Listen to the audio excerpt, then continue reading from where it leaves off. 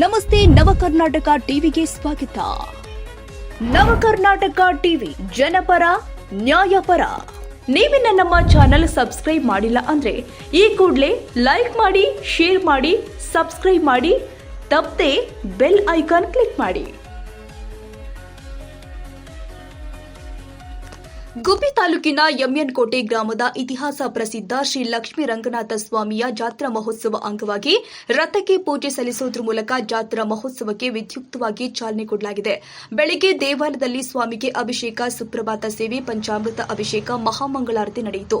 ಜಾತ್ರಾ ಮಹೋತ್ಸವ ಅಂಗವಾಗಿ ಉತ್ಸವದೊಂದಿಗೆ ತೇರು ಮಂಟಪಕ್ಕೆ ತೆರಳಿ ವಿಶೇಷ ಪೂಜೆ ಸಲ್ಲಿಸಲಾಯಿತು. ನಂತರ ಭಕ್ತಾದಿಗಳು ರಥವನ್ನ ಮುಂದಕ್ಕೆ ಎಳೆಯುವುದರ ಮೂಲಕ ಜಾತ್ರಾ ಮಹೋತ್ಸವ ಆರಂಭವಾಯಿತು.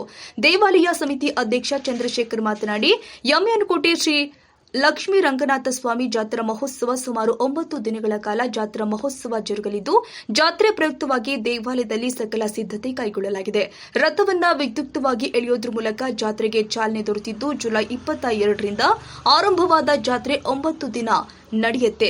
ಪ್ರತಿದಿನವೂ ದೇವರ ಉತ್ಸವ ಜರುಗಲಿದೆ. ಜಾತ್ರೆಗೆ ಸಕಲ ಸಿದ್ಧತೆ ಕೈಗೊಂಡಿದ್ದು, ಬರುವ ಭಕ್ತರಿಗೆ ಮೂಲಭೂತ ಸೌಲಭ್ಯಗಳನ್ನು ಒದಗಿಸಲಾಗುತ್ತೆ ಅಂತ ತಿಳಿಸಿದರು.